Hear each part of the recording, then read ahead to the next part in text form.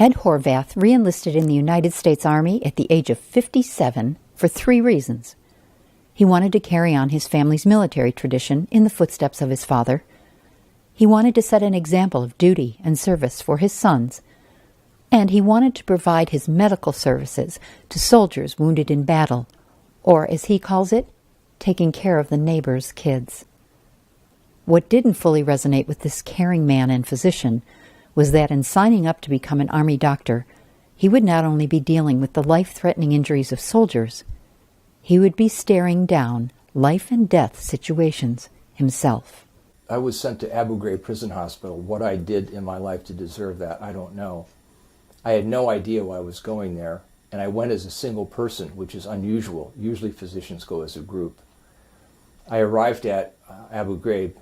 When was this? This was in 4 days after Christmas in 2005, and they were cleaning up from the afternoon rocket attack. And so it happens that every day we got hit by something. Rockets, mortars, indirect fire from AK-47s. It was very dangerous. You had to wear your body armor every time you went outside, even when you walked to the shower. Were you scared? To say that I wasn't a little bit nervous would be a lie. Yes, I was scared. I had my share of panic attacks at various times when my life truly was in danger. And define what a panic attack is. I was hyperventilating and on the verge of tears and shaking. And how did you control that? Well, it stopped eventually. Because the fighting stopped? Because the bombing stopped? The explosion stopped. And the night before I went on my longest convoy ever, by the way, convoying in 2005, 2006 was the most dangerous thing you could do in Iraq, statistically. You were much more likely to be killed in a convoy than in a combat operation. Because of the buried bombs, mines? Yeah, the IEDs, the improvised explosive devices. And I could not sleep all night. And I was hyperventilating on the verge of tears, asking myself why you're doing this. You're going to leave your wife a widow and your children as orphans. And I was terrified because they told me that there was 1 chance in 3 we would be hit. At dark 30, it was probably 3:30 in the morning, they went over the procedures where they got hit the day before, what to do if a vehicle gets disabled. And then you saddle up. And once you're on the road, it's okay. I mean, you're still afraid.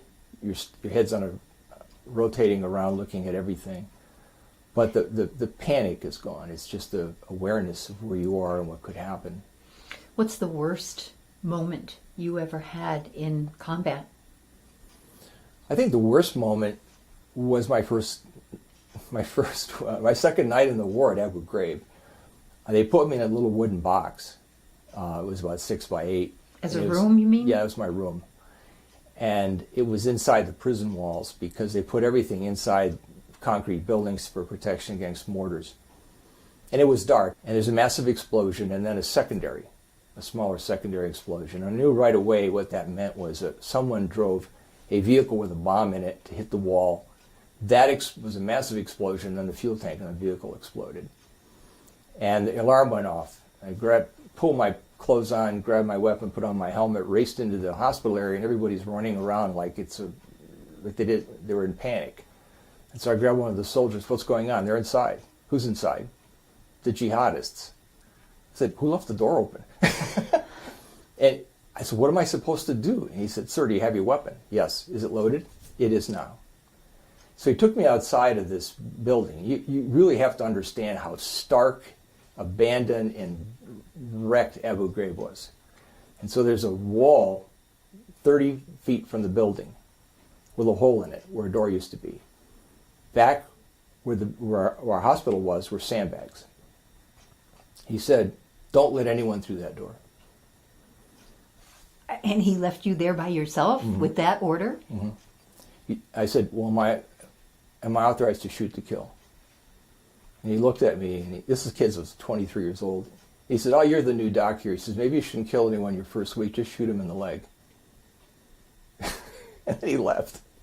Did he say that with humor, or did he say that with a serious? I think he was serious. And so he runs off, and I'm staring at this hole in the wall, wondering if this was a dream. I would wake up and be next to my wife in Bay Village, but it wasn't.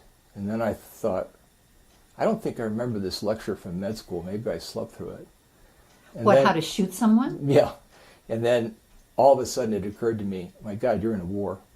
You may have to fire your weapon. You may be killed. And I went through every scenario in my mind. If the person came through the door and he turned around, I can't shoot him in the back because I'm purely defensive. If he walked through the door and he ran down inside the wall, I'm going to shoot him in the leg, right, and then kiss my horse like Roy Rogers. The only thing I knew for sure is if he came through the wall and he looked like Osama bin Laden, he had an AK-47, I was going to put 15 rounds in the center of mass and then shoot him a couple times in the head when he was on the ground. I waited for 45 minutes. I heard the voices several times. And I was praying, dear God, please don't let this happen. And finally, after 45 minutes, a young soldier ran up with an M16, which is a much better weapon. I went back to my cardboard box and I shook for about a half hour from that experience. I heard you say, what am I doing here? Why am I doing it? Was there ever a moment when you seriously thought about going back to the recruiter and saying, you know what? I made a mistake. It was a midlife crisis. I need out. No, I made a commitment. I always keep my commitments, my promises, and my oaths, regardless. That's just the way I was raised. Were there times where I wished I were home? Oh, yes, every day. So why do you do something that goes against your grain every single day? Well, it doesn't go against your grain. It was what I was meant to do. How do you know that? I know. Some things you just know. And my entire life was directed toward this as I look back at it. And you only see these things from a vantage of retrospection. But everything that happened up to that point in time, including the tragedies, the disappointments, the failures, pushed me inexorably toward spending 11 years in the military, going overseas, and taking care of the neighbors' kids. What reference to tragedies and disappointments, and are you just talking about life in general that you experienced? Well, I was a medical director of BP Standard Oil. They left town, and so I was basically fired. I didn't have a job. That's when I went to the Cleveland Clinic. I applied for positions in residencies and so forth that I didn't get. And all these things directed me in this final pathway to doing what I think was the zenith of my career, what I was meant to do all along. I really do believe that.